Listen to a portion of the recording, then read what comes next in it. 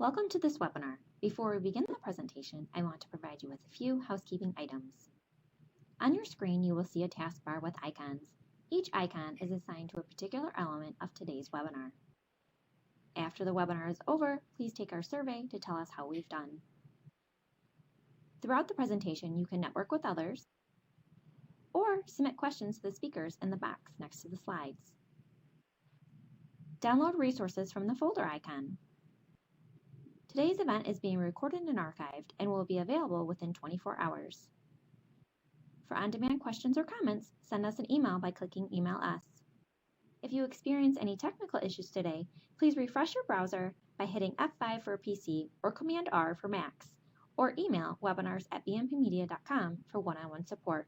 And now I'm excited to turn it over to today's moderator.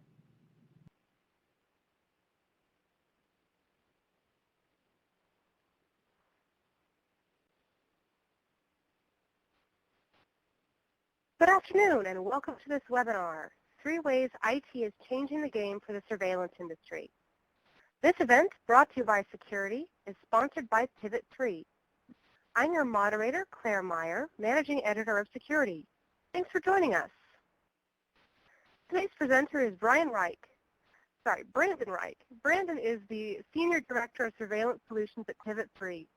He came to Pivot3 in 2014 from Honeywell Security Group, where he led the product marketing and global strategy functions for the commercial and enterprise technology business unit. Prior to Honeywell, Brandon spent 10 years leading a security consulting and engineering firm. Don't forget to submit your questions, and later in the program, our presenter will address as many of them as possible. Today's event is being recorded and archived on securitymagazine.com. And now I'm excited to turn it over to today's presenter, Brandon Reich. Okay, thank you, Claire, and thank you for everyone for joining us today. As she mentioned, my name is Brandon Reich. I'm with Pivot3. Pivot3, if you're not familiar with us, we are the architectural leader in server and storage infrastructure for video surveillance applications.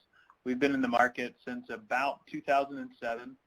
We're currently deployed in thousands of locations in over 50 countries all around the world. And today we're going to talk about how big trends in the world of IT are impacting and influencing the video surveillance and the physical security industry. So we're going to, and vice versa as well, how the physical security industry is also influencing the general IT industry as well. So we're going to talk a little bit about what the implications are on server and storage infrastructure based on all these technology changes. We're going to compare some of the different options that you have available to you today, some of the benefits and the drawbacks of each one of those options. We're going to talk a little bit about what your IT departments and the IT industry are looking for and what they care about in major video surveillance deployments, but in general inside of their data centers. So what are some of the big trends in IT that they are concerned about and interested in every day? And then finally, we'll spend just a couple minutes at the end looking at how Pivot3 helps uniquely solve some of these big challenges, particularly for video surveillance and other physical security applications. So, I know many of you I haven't spoken to directly, but if I were to talk to you, I would say, what kind of challenges are you facing today? And I would guess, if I were to guess, you would probably say that you're seeing increasing need for video surveillance. You're deploying video surveillance in many different locations for many different reasons. You're certainly looking at many different new types of technologies that are out there, and you may even be challenged in meandering your way through all of these new different types of technologies, worried about technological obsolescence, the fact that the video surveillance technology world is really changing very rapidly.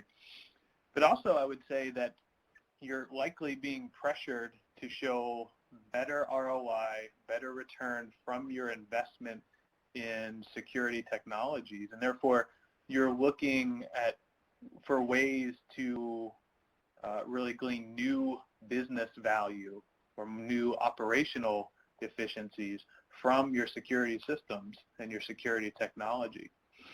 I would also guess that you're probably struggling a bit with the massive data growth associated with all of these technological changes. Now, all of these needs, all of these challenges that you're facing are putting more substantial amounts of pressure on your servers, your storage, and your networking infrastructure, all of the underlying components that help you drive and deliver all of the value that your security technology can bring you. So your systems and your data are actually more mission critical to you now, and as a result of that, you can no longer tolerate problems with your systems that lead to downtime or data loss. But believe it or not, you're actually more vulnerable to those kinds of problems and that kind of loss than you ever have been before. So as you're looking at deploying new technologies and you're thinking about infrastructure requirements, you need to look at infrastructure that can deliver the performance, the resiliency, and the scalability that's required to meet these new elevated needs that you're seeing. So let's take a little bit of a closer look at why these things are so important to you. So let's first talk about scalability. You know, there are lots of reasons that video systems need to get larger. You know, there's new technologies coming out. We're constantly adding new cameras. We're looking at higher resolution, longer retention times. There's all kinds of different reasons why video systems get bigger, but one thing is almost always true, is that video systems never generally get smaller. And here's some interesting data, a couple of data points for you here that's denoted by this chart that you see on the screen. Recently, one of the big IT analyst firms came out with a study that indicated that video surveillance is likely to be the biggest big data application that there is in this world. In fact, the chart that you're looking at here shows that in 2017, this year, video surveillance systems are expected to generate over 15 zettabytes of new data this year.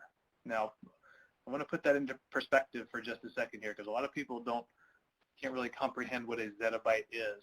Most people understand terabytes, right? Terabytes is the amount of data storage that most people can wrap their hands around. 1,000 terabytes equals 1 petabyte. 1 petabyte is quite a bit of storage, quite a bit of data. 1,000 petabytes equals what's called an exabyte. Okay, now we're talking about big, massive amounts of data. Okay, you're starting to get pretty large. 1,000 exabytes is equal to 1 zettabyte. Now, if you go through and do the math, what that really means is that video surveillance systems in 2017 are going to generate 15 billion, with a B, 15 billion terabytes of new data this year. Now, the next closest application is roughly half that amount. It's this application called data processing, which encompasses a number of different things. That's roughly about 7.5 zettabytes of data per year. So, and by the way, that video surveillance data is growing at about 42% per year. So all of these new cameras, all of this new technology that you're planning is going to require infrastructure that scales seamlessly. The reason I tell you this is not that you're going to be personally deploying zettabytes worth of data, but as you add cameras next year, or in 2019, these cameras are going to be generating even more data than they are today, perhaps twice as much data as they are today. And you are going to need to scale your infrastructure accordingly. A lot of people think that the only thing that needs to be scaled or increased as we add cameras is storage capacity. And that's not true. As we grow video systems, we need to be able to grow our storage, our compute capacity, as well as even elements of our bandwidth, oftentimes linearly, together. And you can't just rip and replace all of this infrastructure that you put in place every year. So scalability is critical. Next is resiliency. So we talked about earlier the fact that we're using video for more and more reasons and in more and more places. So that video is much more important to us than ever before.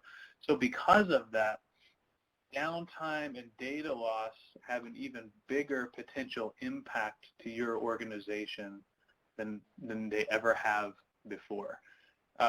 These impacts are probably somewhat obvious to you, but nowadays they're amplified, they're magnified substantially.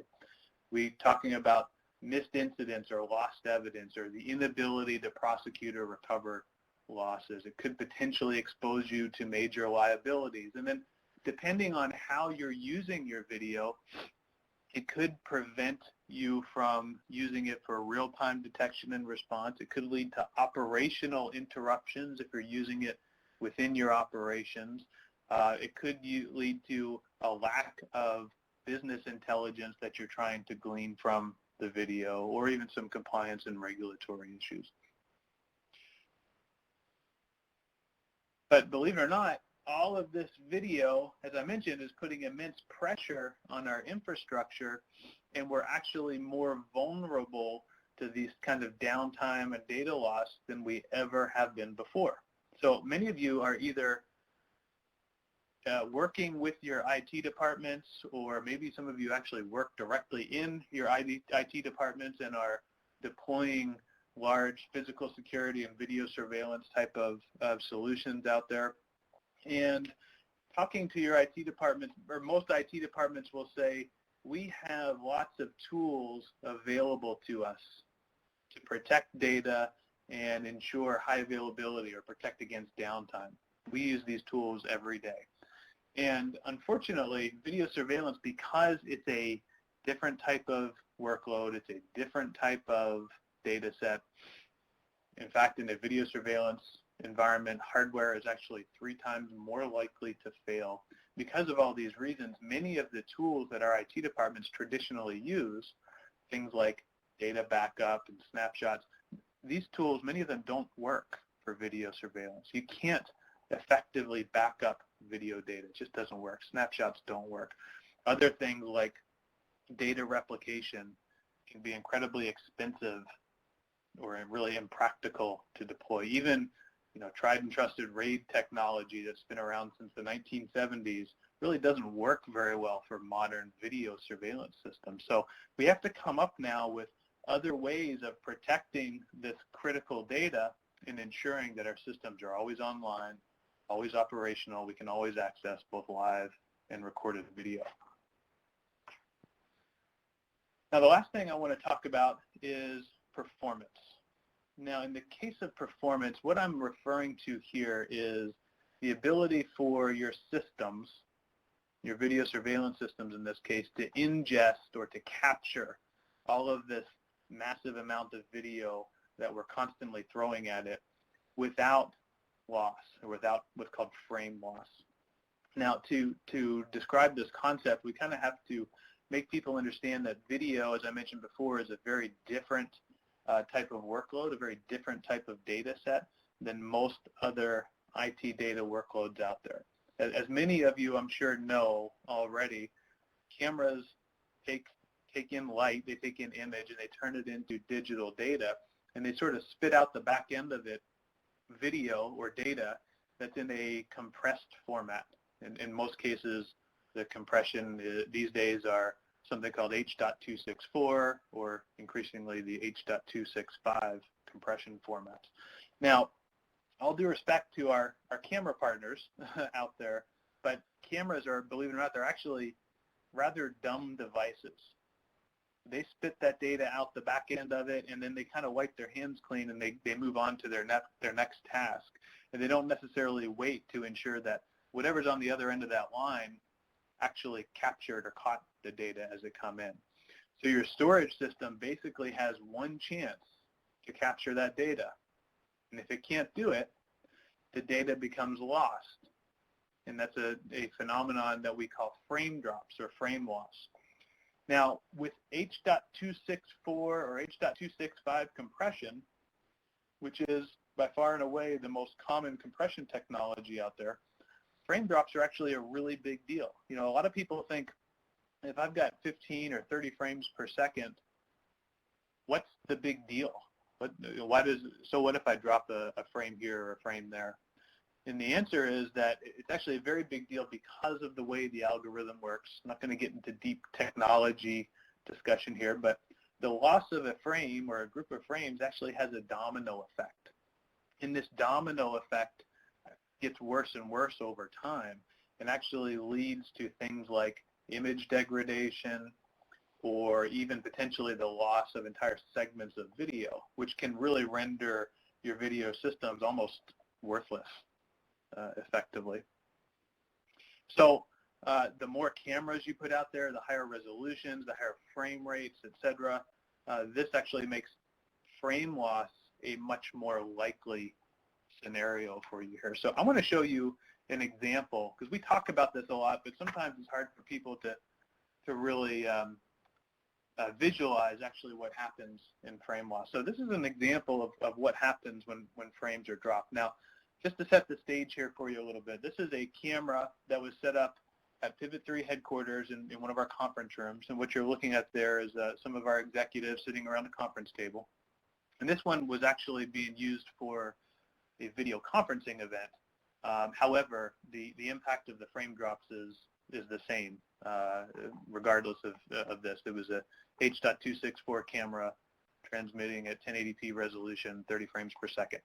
Now, what you'll notice here, if you look around this table, is the quality of this isn't great, but for the most part, you can generally identify each one of those people sitting at the table.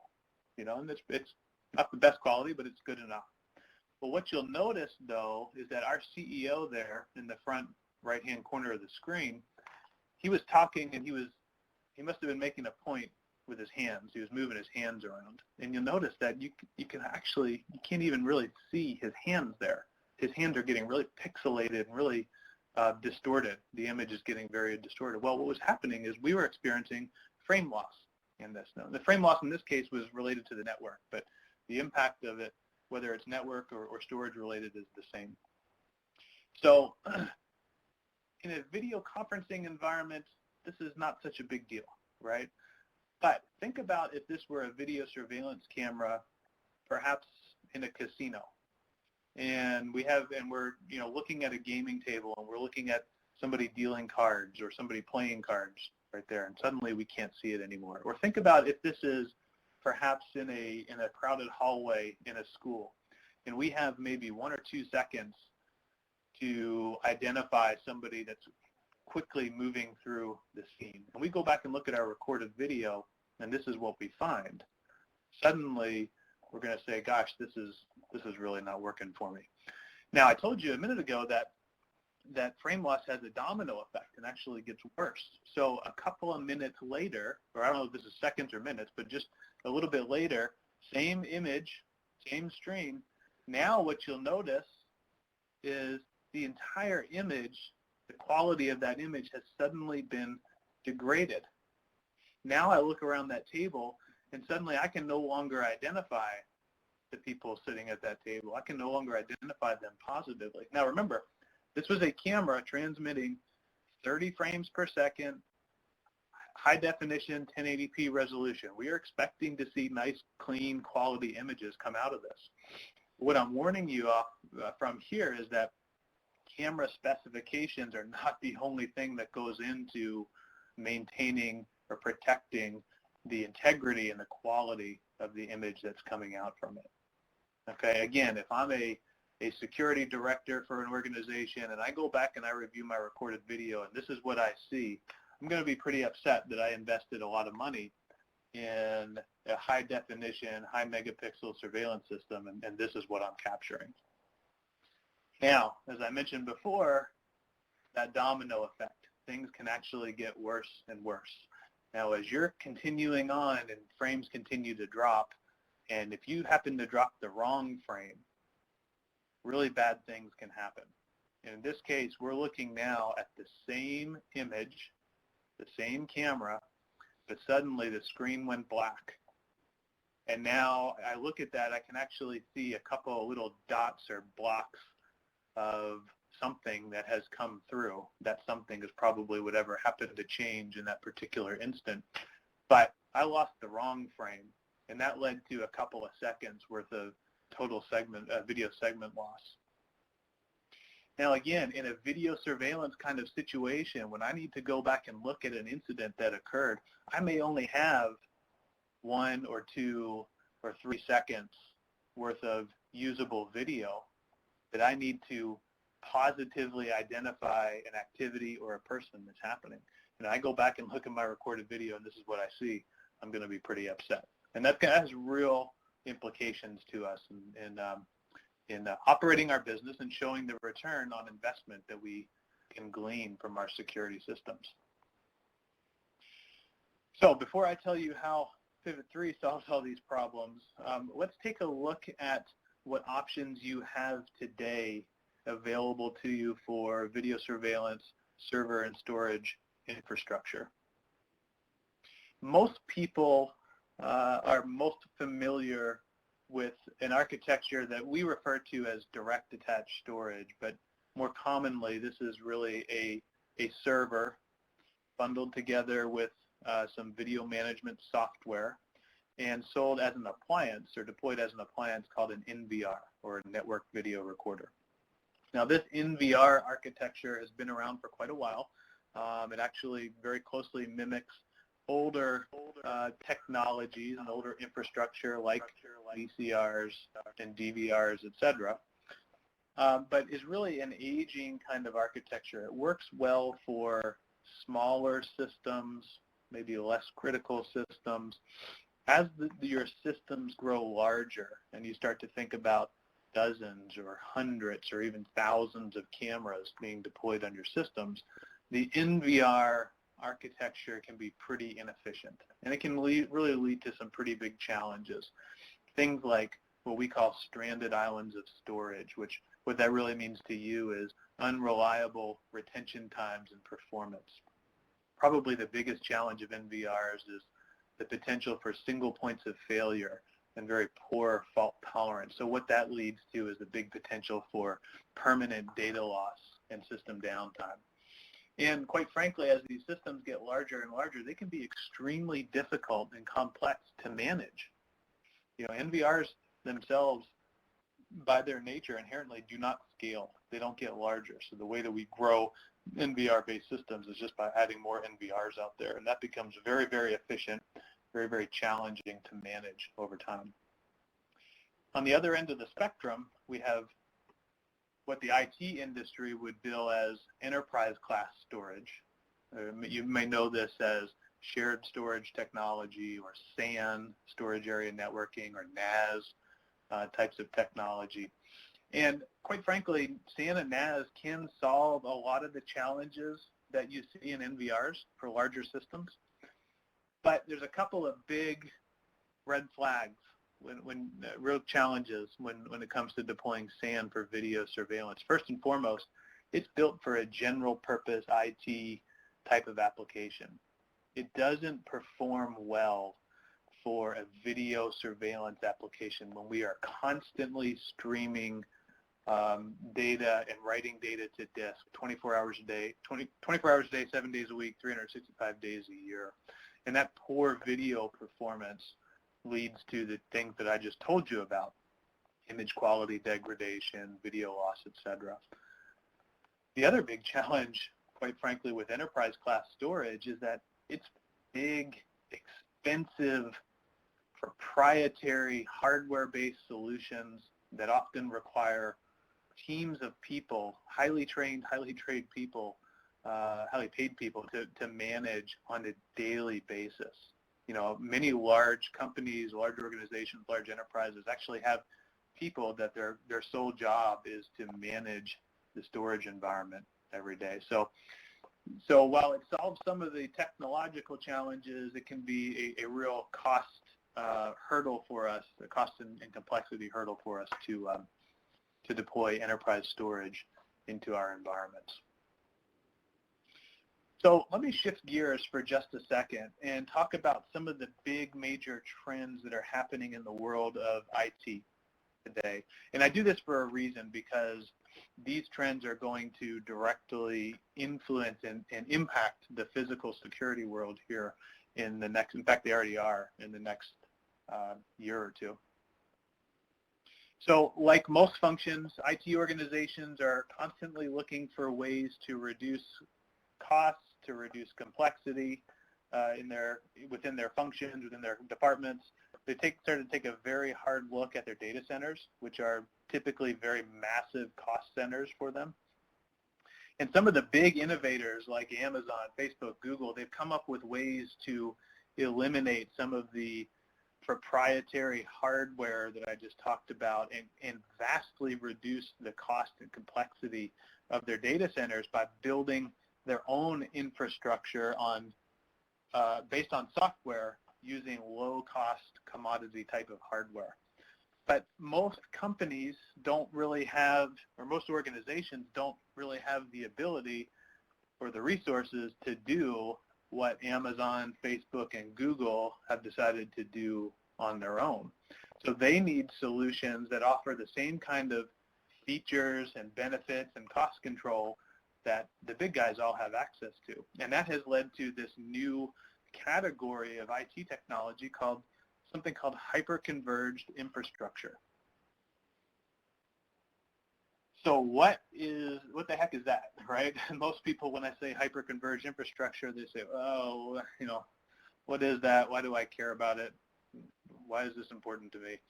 Well, just at its basic fundamentals, very high level, hyper-converged infrastructure takes all the components of traditional IT data center infrastructure. So all of your servers, your data storage, your virtualization, even elements of the storage networking, and it combines it all together using specialized software and then deploys all of that technology on standard, off-the-shelf, low-cost server hardware.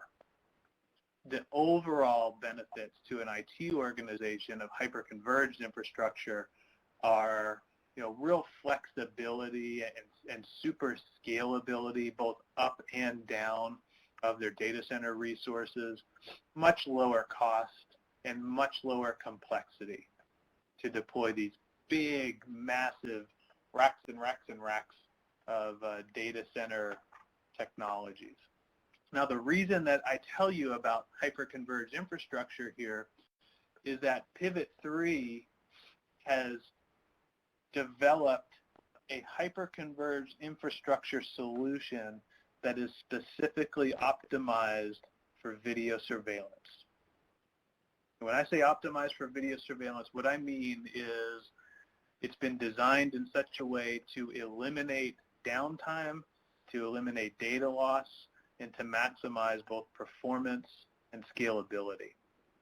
So we do things really very differently than the traditional NVRs or even the enterprise SAN storage providers out there. We kind of take the best of both worlds. We start with the same low-cost, off-the-shelf hardware that all the NVRs are based on, just standard x86 servers that really fairly commoditized. And then we replicate all of the enterprise class capabilities and functionalities of the SAN systems through software. And then we take a step and we optimize it specifically for video surveillance. So if you look at the image here on the left-hand side of the screen, I won't dive deeply into the architecture, but effectively you have a group of standard servers, x86 servers, typically deployed in clusters of anywhere from 3 to 12 nodes. And then you have a bunch of software on those servers. You have virtualization software, and you have our software, which is called vStack. It stands for Virtual Storage and Compute. And that vStack does a couple of things for us. It interfaces with the virtualized servers. Those virtualized servers, by the way, are where the video management software would reside. So think about each one of those virtualized servers as an NVR, a virtualized, quote-unquote, NVR. So the VStack interfaces with that, and then really some of the magic happens as VStack goes in and aggregates all of the storage resources. So all of the hard drives, you'll see there's solid state drives in there for caching, even the bandwidth, aggregates it from all those boxes together into what we call a virtual SAN. And that virtual SAN now is accessible by every single camera in the entire system, regardless of which physical machine they're associated with. And then VStack takes an additional step and actually optimizes the process of moving data around inside these boxes for a video surveillance type of workload. Now, the benefits of all this technology, without getting into too much detail, the benefits of this technology is pretty substantial. First of all, we will achieve the highest levels of performance, of ingest performance, without ever dropping frames, and will sustain that level of performance even when operating in what we call a degraded mode, meaning when hardware fails or things go badly. Secondly, is we will achieve extreme levels of resiliency. That means we will eliminate all the things that we just talked about you cannot tolerate. Eliminate downtime, we'll eliminate data loss, we'll ensure that both live and recorded video is always available and always accessible, again, even when things go badly, even when hardware fails or when other components go offline. We will make systems that are highly scalable, so we enable you to start small and then grow your storage, your compute, even your bandwidth capacity as your needs and your budgets change over time. But we do it in a very simple, a very non-disruptive fashion, and we can effectively grow to infinite multi-petabyte scale. So you start small, grow very large in a very cost-effective and very efficient, very simple manner. You'll see in a minute we have very unique solution around mobility, around ways to deliver fully functional client access to your video systems on any device. And we deliver all of this, what I would call enterprise class functionality, enterprise class value, without the cost and complexity typically associated with this type of infrastructure. So advanced IT skills are not required to manage our solutions. Okay, so let's take a little bit closer look. Now the title of this webinar today is 3 Ways That IT is Changing the Game for Video Surveillance, and we're really focused on those 3 reasons, and we're gonna fit them into this framework here as best we can. So reason number 1, reducing risk and liability.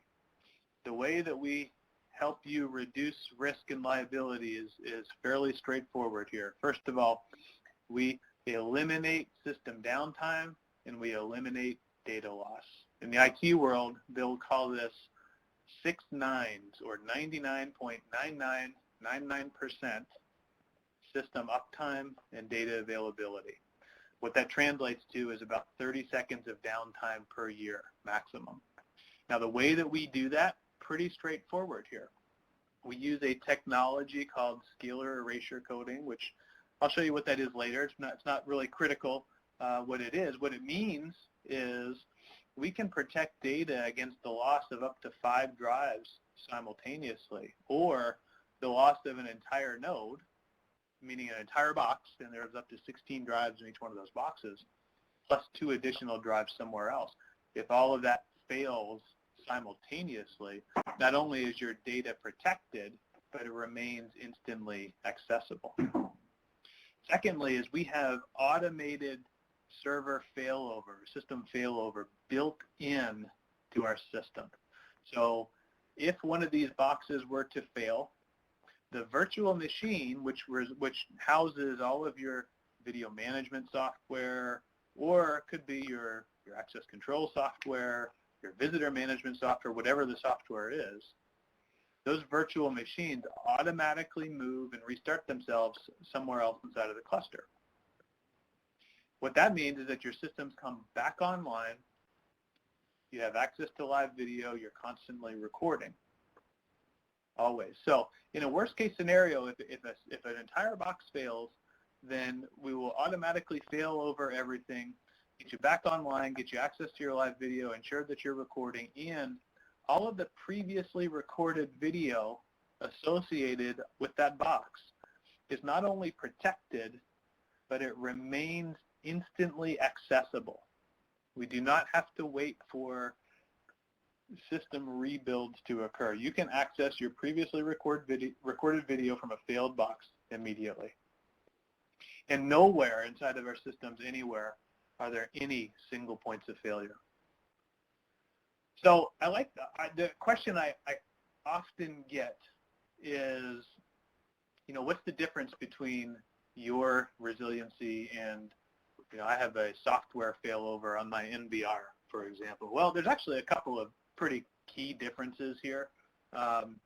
First of all, in our case, server failover is included. There's no redundant hardware required. It supports all applications, not just your video surveillance system, but we can fail over any application you're running on your systems, whereas traditional software failover costs more money, requires additional software, additional licensing, redundant hardware, is typically limited to just a specific application. The next thing that really the key difference here between a Pivot 3 resiliency and what you might get from an NVR or a traditional type of failover application is that with software-based failover in an NVR, you will fail over and you will have access, you'll typically have access to live video and you will continue recording, but you likely will not have access to your previously recorded video. So in the case of Pivot 3 failover, we ensure that not only do you get back online, have access to live video and keep recording, but you also have access to your previously recorded video at all times.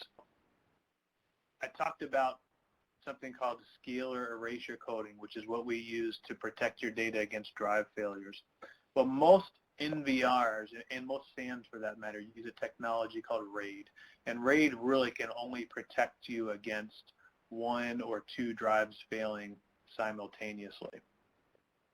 With our solution, as I mentioned before, we can protect you against up to 5 drives failing simultaneously, or the loss of an entire node, so an entire box and all 16 drives inside of it, as well as up to 2 additional drives elsewhere in the cluster together. Reason number 2, if we're on to the next slide now, is okay, how can we can help you improve the overall effectiveness of your video surveillance systems. A couple of ways that we help you improve the effectiveness of your surveillance systems are, first of all, by eliminating frame loss, eliminating frame drops like we talked about before. So I told you before that frame loss leads to real challenges around image quality degradation and the overall integrity of your video.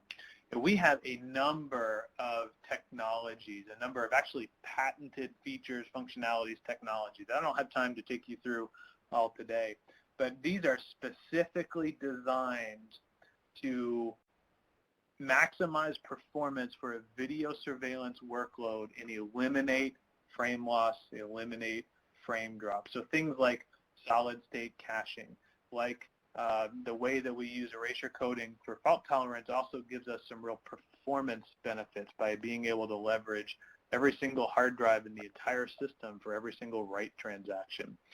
Massive parallelism. There's some real deep technical things that we do that add to the overall performance. And this is technology that truly is developed into our system, into our platform. Most storage systems that work in video surveillance will tell you that they're quote-unquote optimized for video surveillance. And the reality is that perhaps, beyond perhaps, using a special hard drive or something, most systems really truly are not.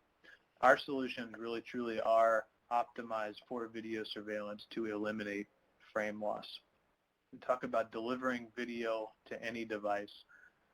We have a very unique solution that enables you to take a fully functional video surveillance or physical security client workstation, client application.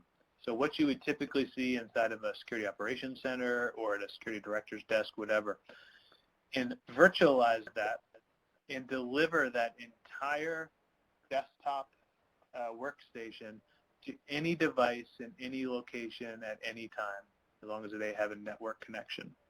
Now, I'm not talking about a mobile app here. A mobile app is what most video management software systems have, and they're nice in that they allow you to access one or two cameras typically simultaneously and do a couple of things. I'm talking about a fully functional, fully operational, completely integrated client workstation delivered out to an iPad or an iPhone or a remote guard shack or a first responder or the security director's home or wherever it may be, and delivered in a way that is secure, that is very low bandwidth, that can be used with any VMS, as well as all of the integrated systems like your access control or your visitor management or any other system that might be associated with that. So it's a very, very unique mobilization technology. Reason number 3, lower cost and complexity. So I talked a little bit about this already, about scalability, but to give you the ability to scale your solutions very seamlessly and non-disruptively by simply adding nodes into the cluster. For every node that's added into the cluster, you add compute capacity, storage capacity, as well as bandwidth capacity together. And they can be scaled linearly or independent of one another. But what that means is for every node that's added, you add all of those resources that's accessible by every single camera, by every single VMS instance in the entire cluster. So every node adds to the performance of the entire system. And everything is automated. This process of scaling this is extremely simple. Everything remains online. There's no reason to take your existing systems down and offline. And everything is automatically load balanced across the cluster. So it's a very elegant, simple solution to scale out. A lot of people ask about this infrastructure, whether or not it can be deployed with our existing systems and existing infrastructure that we have in place. And my answer to you is absolutely it can. It's completely interoperable with all of your existing systems and technologies that you have out there. So if you have existing servers or existing NVRs that you want to add additional hyperconverged storage capacity to, we can work in that environment and allow you to scale or migrate your systems over time. If you have existing storage solutions out there that you want to use within your hyperconverged system, we can do that. We can allow you to utilize your existing storage solution. So this is not necessarily just a rip and replace everything you already have invested in type of solution. We can scale and migrate into your environment very seamlessly.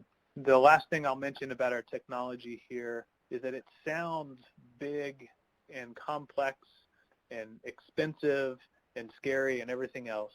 And the reality is that it's really not. We have gone to extreme lengths over the years to design the complexity of managing enterprise-class infrastructure out of the system. We have come up with extremely simplified tools that you use to manage your entire system, either directly manage them, or if your IT department is involved, there are other tools that they may be very familiar with and that they may use on a regular basis. For example, something called vCenter, which is a very common infrastructure management tool. We can plug directly into their existing vCenter environment and allow them to manage not only their virtualized servers, but also their storage solutions very simply and very with a tool that's very familiar to them, the manner that they're used to to doing.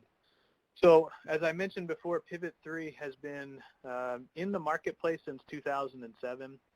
Today we're deployed in about 53 countries, I think, around the world. Some of the largest and most comprehensive video surveillance deployments in the world are done on the back of Pivot 3 infrastructure. Many different industries and different types of end users use our solutions. We're deployed in basically every industry that's out there today. We'll be deployed in both centralized as well as distributed types of solutions. But one thing that's common across virtually all of our deployments is that video is considered very important or maybe even critical to the environment, meaning there's no tolerance for system downtime or data loss. And that's where our solutions really shine, and that's where they really add the most amount of value. A common question that I get is, are you integrated? Who are you integrated with? Who do you work with? Well, first of all, we work with and we are deployed with virtually every major video management software provider as well as camera provider in the industry. We are a completely open platform. We work with all of them out there, and in many cases we are fully certified with them if they offer certification programs, and in most cases we are actually deployed in many different locations with all of the technologies and the providers that you're familiar with, as well as a lot of the other IT providers that you may not be familiar with that are increasingly providing solutions back to the physical security world that we can take advantage of. Okay, the last thing I'll leave you with here is everything I've been telling you about is based on hyperconverged infrastructure. I think I mentioned that the heritage of the Pivot 3 business is video surveillance. We developed hyperconverged infrastructure for video surveillance going all the way back to 2007. Since that time, we have been able to take what we have learned, what we've developed for video surveillance, and deploy it in other types of use cases and other general IT applications as well. And why that's interesting to you is investments that your organization makes in infrastructure for video surveillance can be leveraged in many cases for other types of applications as well. And so hyperconverged is certainly not limited to video surveillance, but in our case it is absolutely optimized for a video surveillance type of environment. I'll leave you with that, and thank you everyone for attending today. If you do have I know we're going to open it up for questions here in just a minute, but if you do have further questions, comments, concerns, that we should have some contact information here for you on the screen. Feel free to reach out to us at any time. We have lots of people available to help you answer your questions, address your problems, and talk about any other opportunities that you might have. So with that, Claire, I'll turn it back over to you and see if we have any questions on the line. All right. Well, first of all, thank you for a great presentation. So now we're going to address a few of the questions that have been submitted throughout the program. First of all, Robert would like to know, does the use of higher speed SAS hard drives help the performance issue? Oh, that's a good question. So the answer is, in our case, no, it really doesn't. And here's, let me tell you why that is. So with traditional storage solutions, because most storage platforms are built for that general purpose IT application that I told you about, they have to use a higher speed, quite frankly, much more expensive storage interface like SAS, like SAS, or even other types of storage interfaces that are out there. Because of the nature of our software and our architecture and the way that we handle data as it comes in, it enables us to, in fact, far exceed the performance of SAS-based drives, but using low-cost SATA drives. Okay, so what's actually most important in our environment for video performance is not how fast your drive is or how fast it spins. It's how many drives, or what we say is how many spindles do you have available, accessible for every single write transaction. In our case, in most storage systems, you're limited to however many drives are inside of a RAID group. So that might be 10 or 12 drives. In our case, we can actually leverage every single drive, every single spindle in the entire system. So that's up to 192 drives we can leverage for every single write transaction because we don't use RAID. We use a technology called erasure coding. And that's one of the ways that we achieve that parallel performance I was referring to earlier that gives us a real performance advantage. Good question.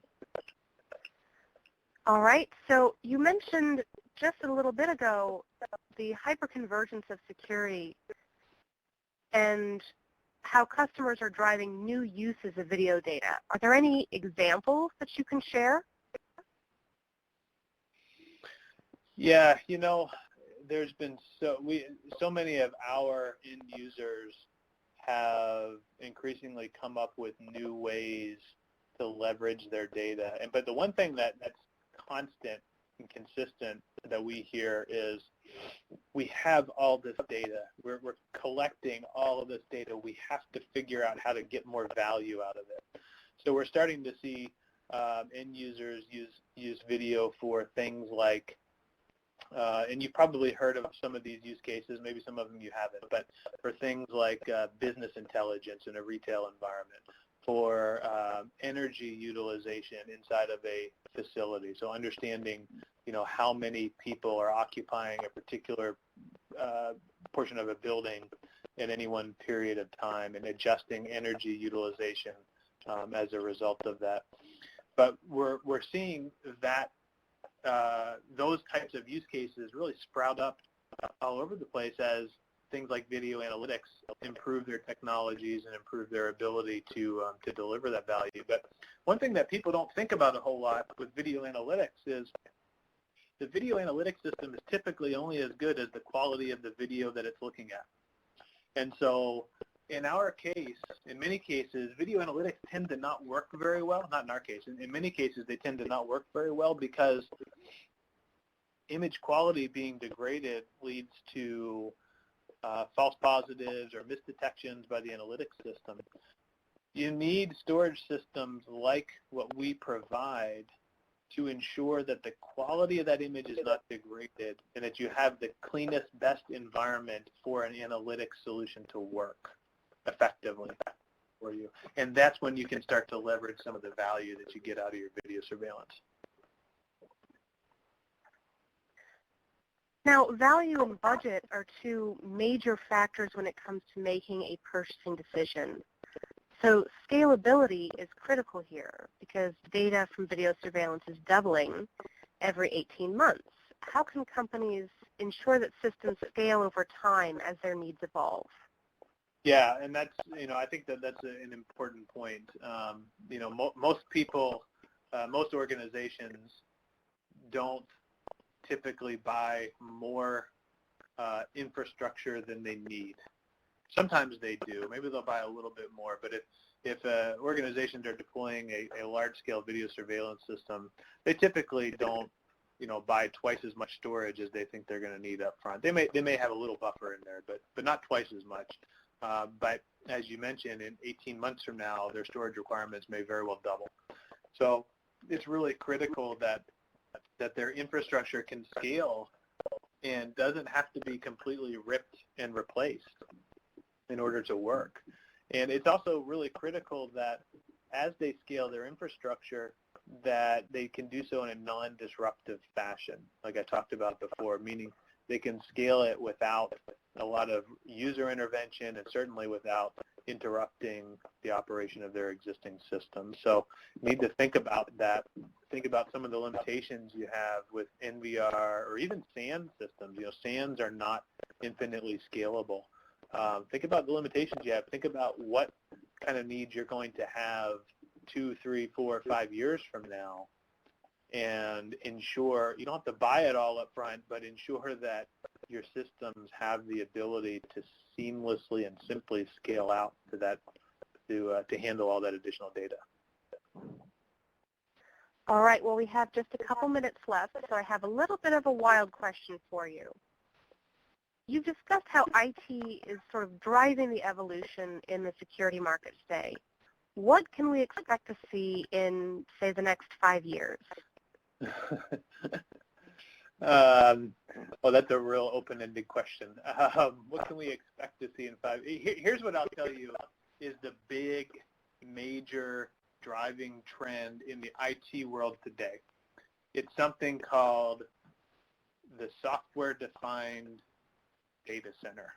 Okay, so I've been telling you about software-defined storage, and there's, you may have heard of software-defined networking and software-defined servers and software-defined everything, right? But the big trend in enterprise IT today is how can they lower costs, lower complexity, and maximize scalability within their data centers. And they're turning to software-defined technologies to do that. Software-defined technologies are about eliminating purpose-built proprietary hardware and replacing it with standard off-the-shelf commodity hardware and replicating that functionality through software. So we have one version of that here with software-defined storage and what's now called hyper-converged infrastructure, but it all fits under that category of software-defined everything. So I would expect that 5 years from now, you're going to see a major disruption in the traditional IT infrastructure industry. In fact, you're already seeing that disruption occur. So the big, you walk into a data center today, the big racks and racks of boxes with blinking lights and spinning fans are really going to be, for the most part, replaced with different boxes that are much lower cost and much more standardized and simplified. And the video surveillance and really the physical security industry needs to be prepared for that transition because it is happening rapidly. And there's some other charts I didn't get to show you that showed the anticipated disruption that this kind of technology is going to incur in the IT world. And we all know that physical security tends to lag the IT world from a technology adoption standpoint, tends to lag it by a year or two or so. And so this type of software-defined technology is coming, and whether we like it or not, and we better be prepared for it. All right. Well, on that note, that's all the time we have for questions today. So please join me in thanking Brandon Reich for his presentation, as well as our sponsor, Pivot3. If you have any additional questions or comments, please don't hesitate to click the Email Us button on the console. As you exit today's webinar, please take a couple minutes to complete our survey. We strongly welcome your detailed comments. Please visit securitymagazine.com for the archive of this presentation, as well as information about our upcoming events. We appreciate your time, and I hope you found this webinar to be a valuable experience. Thank you.